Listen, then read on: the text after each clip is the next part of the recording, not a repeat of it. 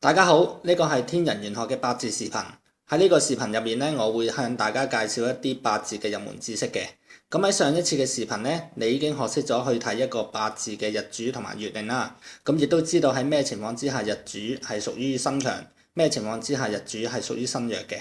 而今日呢，我哋都會繼續圍繞呢一個日主同埋月令嘅主題去講解嘅。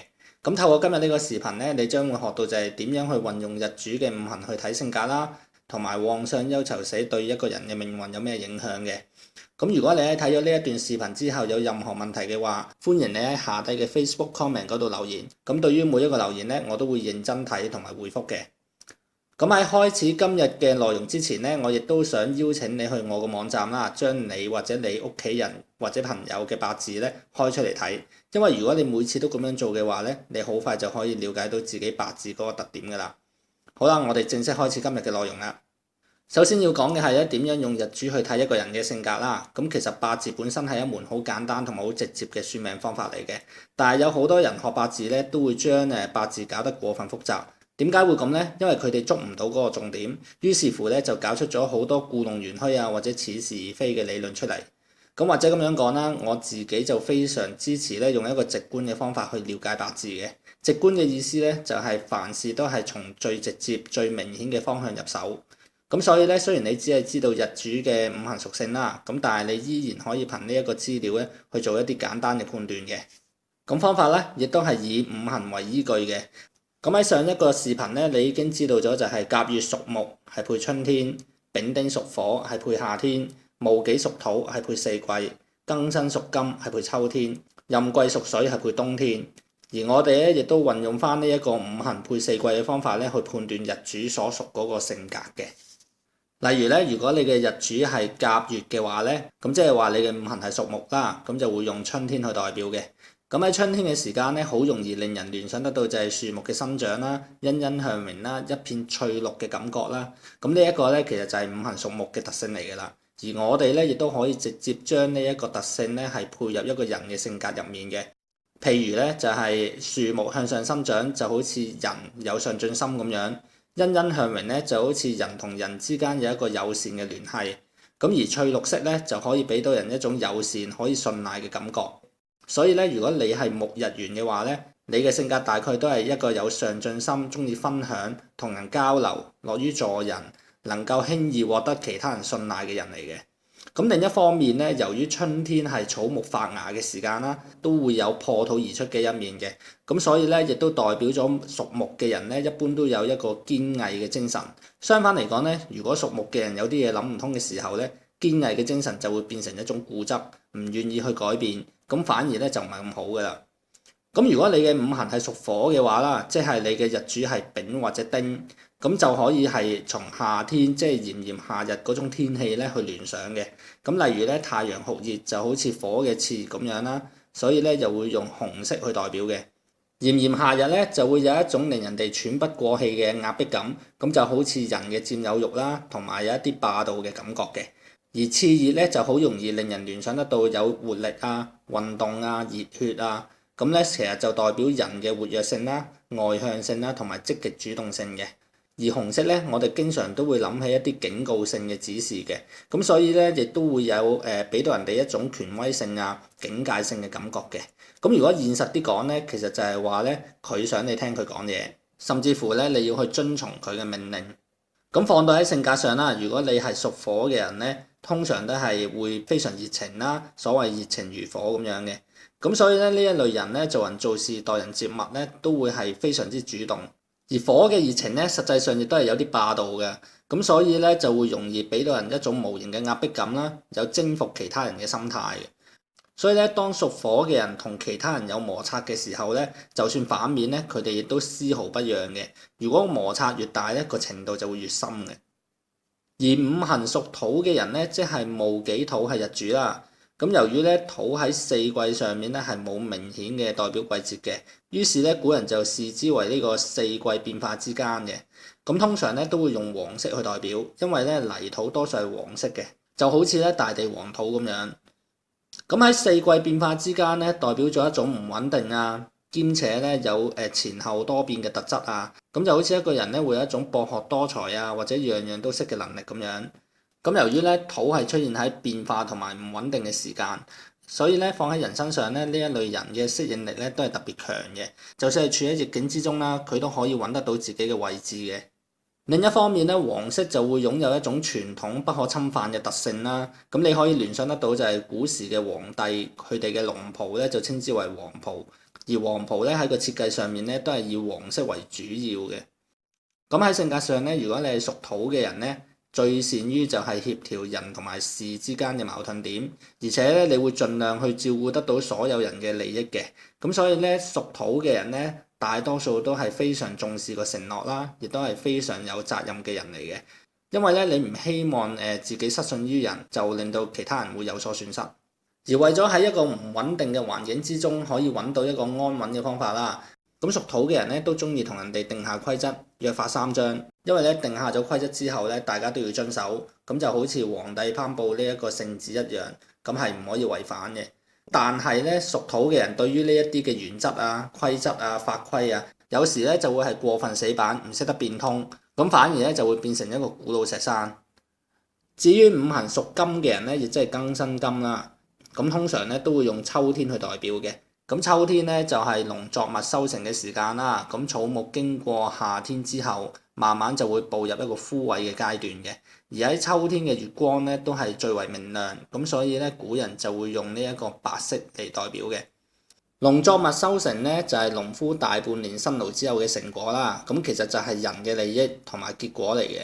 而草木開始枯萎咧，就好似一個人對其他嘅事物咧失去咗熱情咁樣，咁所以咧就會有一種鐵面同埋冷漠嘅情況出現嘅。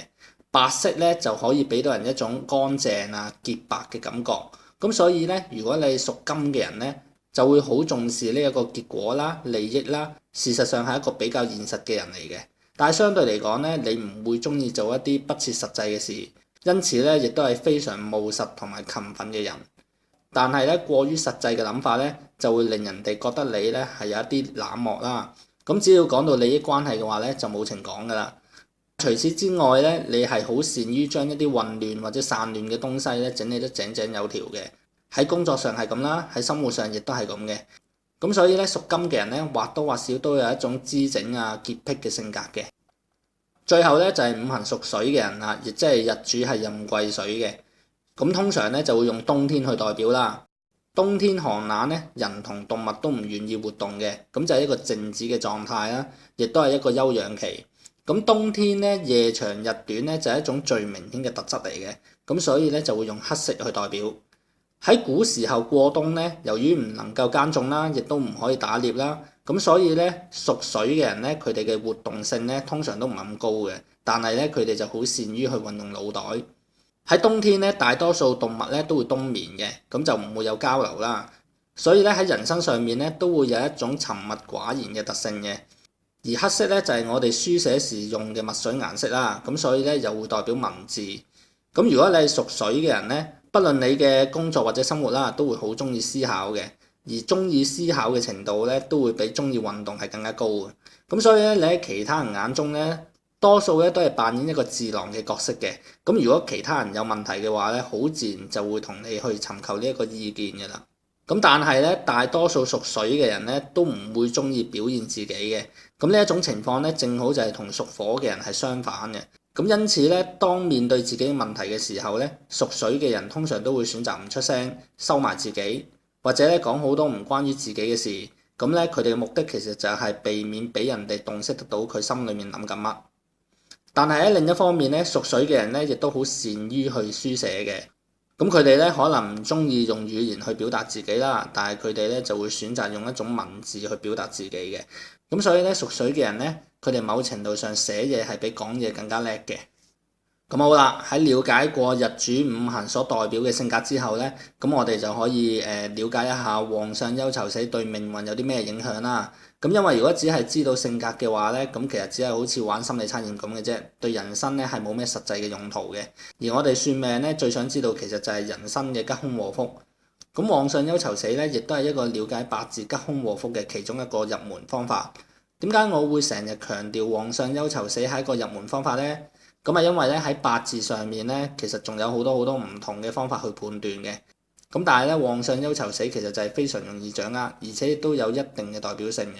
咁所以其實重點就係你要知道唔同嘅方法喺咩時候用邊個方法最好，喺咩時候用邊個方法係冇咁好。只有咁樣咧，你先可以將一個八字咧係睇得更加全面嘅。咁當你咧運用旺相憂囚死嘅時候咧，我會建議你就係加入一個底分嘅概念啦。咁就即係話咧，如果你係旺或者相嘅話咧，你嘅八字或者你嘅人生咧底分就會比其他人高。而之後嘅事咧，其實就睇下其他天干地支嗰個變化組合會唔會係加分啦，定係減分。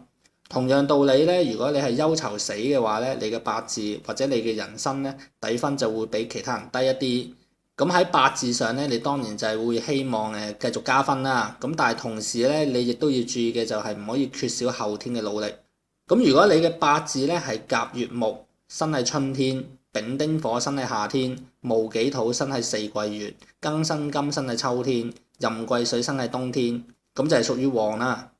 咁呢一個情況咧，由於係日主同埋月令係相同屬性，所以咧又稱為同我者，係屬於身旺，又稱為身強。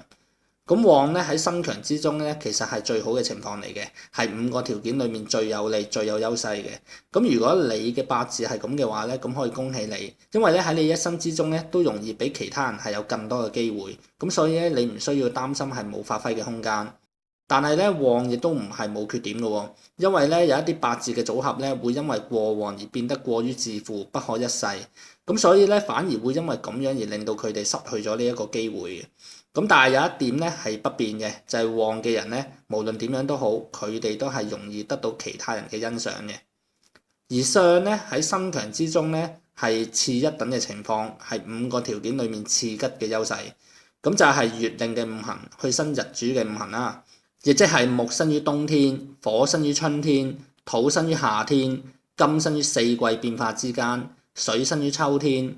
如果從日主去睇咧，因為係月令嚟到申我，咁所以咧就稱為申我者，亦都係屬於身旺或者稱為身強。如果你嘅八字係咁嘅話咧，同樣地你嘅機會都會比身弱嘅人多嘅，但係比旺嘅人嚟講咧就會有一點不足啦。咁打個比喻咧，就係話旺嘅人咧就好似最佳電影裡面嘅主角，而相嘅人咧就係最佳電影裡面嘅配角。咁但係重點咧就係大家都可以演出一部最佳電影。呢一個咧就係其他人未必會有嘅機會嚟嘅。相嘅人咧多數係處於被動嘅環境之中嘅，咁所以咧每當佢哋遇到困難啦或者阻礙啦，多數咧都係要等其他人去幫佢嘅。所謂相咧，亦即係相輔啦、相助啦、幫助啦，就好似皇帝身邊嘅丞相咁樣。咁由於咧冇咗一種主動嘅優勢啦，咁所以咧佢就係屈居於第二位嘅。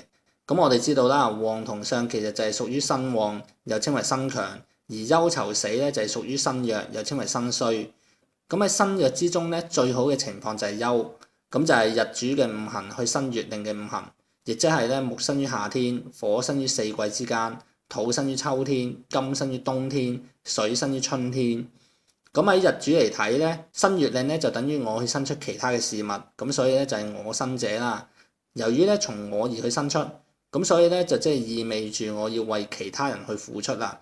而唔係我從其他人之中咧得到好處，咁所以咧古人就會用休去代表。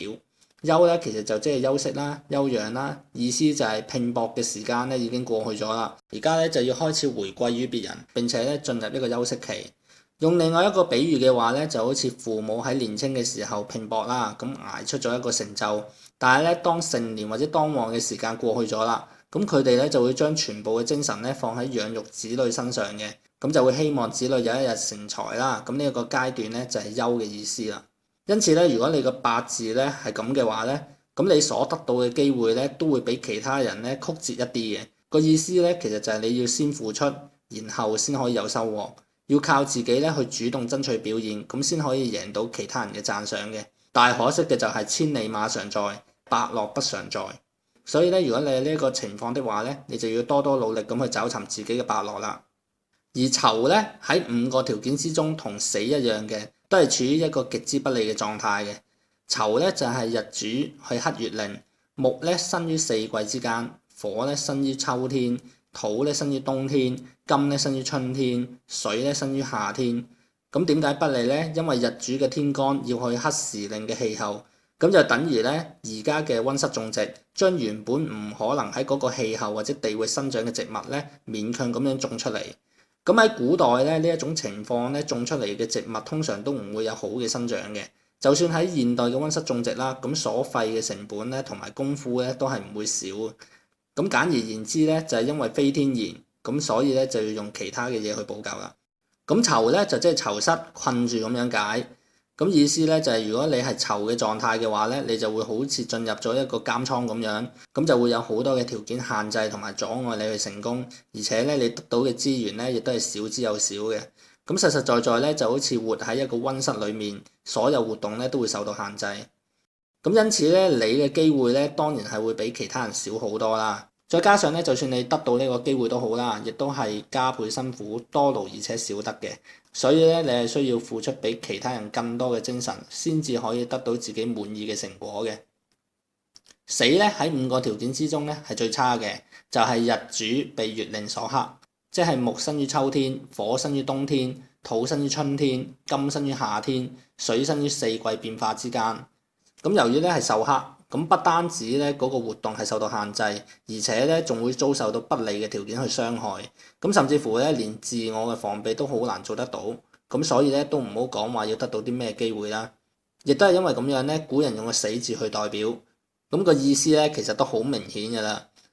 如果咧你嘅八字係死嘅狀態嘅話咧，你會發現咧好多時你都處於一個不利嘅環境之中，而且咧你感覺得到咧周圍都係缺乏能夠幫助你嘅人，咁有一種咧孤掌難鳴嘅感覺嘅狀態係死的話咧，咁就會好容易受到其他人嘅限制啦。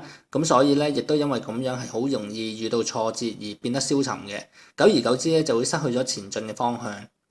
但係咧，如果呢一類人咧係抱有一種不死鳥嘅精神嘅話咧，咁其實佢係一個出色嘅革命者嚟嘅喎，因為咧佢可以將不可能嘅事情咧變成有可能。咁但係當然啦，重點就係佢哋嘅成功路途咧一定係非常艱辛嘅。咁喺了解過旺相憂囚死嘅情況之下啦，咁其實無論你係邊一種情況都唔需要特別擔心，因為咧到現時為止咧，其實你只係用咗日主同埋月令咧去評估呢個八字嘅啫。咁仲記唔記得我開頭講嘅底分制呢？如果底分係高嘅話，但係一味被扣分嘅，咁最後咧其實你嘅成績都唔會高。咁相反咧，如果你底分低，當然你係冇可能攞到滿分啦。但係只要繼續加分嘅話咧，你依然都可以攞到一個唔錯嘅成績嘅。咁所以咧，點解會有一啲人係富二代，咁但係生出嚟咧就係一副敗家仔咁嘅樣咧？咁主要咧就係因為佢有先天嘅條件，但係咧冇後天嘅發揮。咁另外點解又會有一啲人佢嘅命途係充滿荊棘，咁但係最終又可以享受到勝利嘅一刻嘅咧？咁就係因為咧佢哋雖然缺乏咗呢個先天嘅優勢，但係咧佢哋亦都可以得到後天嘅發揮機會。咁呢一啲咧就係八字裡面嘅變化啦。如果喺未來有機會嘅話咧，我都會喺課堂裡面咧詳細咁樣話俾你聽嘅。但係無論如何咧，八字其實都係從一個大原則去入手嘅。咁其他嘅變化咧，其實都係大原則裡面嘅調節嘅啫。咁喺今日咧，你已經學識咗點樣去睇日主嘅性格啦。咁咧，我哋又重溫一下啦。屬木嘅人咧就係有上進心啦、友善啦、樂於助人啦。屬火嘅人咧就係會比較積極啦、活躍啦，有一種權威性啦。而屬土嘅人咧，佢哋就係非常之守承諾啦、想安穩啦，但係會有啲古板嘅。而屬金嘅人咧就會比較現實，有一種冷漠，亦都係有一啲潔癖嘅。咁最後咧，屬水嘅人咧就會中意思考啦，中意收埋自己啦。咁但係咧，佢哋就會比較善於用文字咁去表達自己嘅。另一方面咧，你都知道咗就係旺相憂囚死點樣影響一個人嘅命運啦。咁旺咧就係最好嘅情況，係會咧比其他人容易得到機會啦，同埋可以更加容易咁去得到其他人嘅讚賞嘅。而相咧就係次好嘅，雖然咧亦都容易得到機會，但係咧就會比較被動一啲。咁憂咧，其實就係身弱裡面最好嘅情況嚟嘅。咁但係咧，佢哋就係要先付出，然後先可以有收穫啦。咁所以咧，凡事都要自己主動咁去爭取嘅。而囚咧就係一種不利嘅情況嚟嘅，代表住咧就係多勞而少獲啦。咁需要付出比其他人更加多嘅努力，咁先至可以得到同樣嘅回報嘅。咁最後咧，死就係一種極之不利嘅情況嚟嘅，代表住咧就係缺乏其他人嘅幫助啦，孤掌難鳴啦。咁就算佢哋成功都好啦，都係會有唔少嘅犧牲嘅。咁喺下一次咧，我會話俾你聽，喺八字入面有4種取用神嘅方法嘅。咁所謂用神其實就係你個八字見到某一啲天干或者地支就會對你個八字好嘅。換句話講咧，當你行運或者流年嘅時候咧，見到呢一啲天干或者地支就代表嗰個運或者嗰一年咧係會特別好。咁呢一個概念咧，我都會喺下一次嘅視頻入面咧詳細咁樣介紹嘅。喺視頻完結之後咧，如果你有任何問題嘅話，歡迎你喺下底嘅 Facebook comment 嗰度留言。咁今日就到此為止啦，拜拜。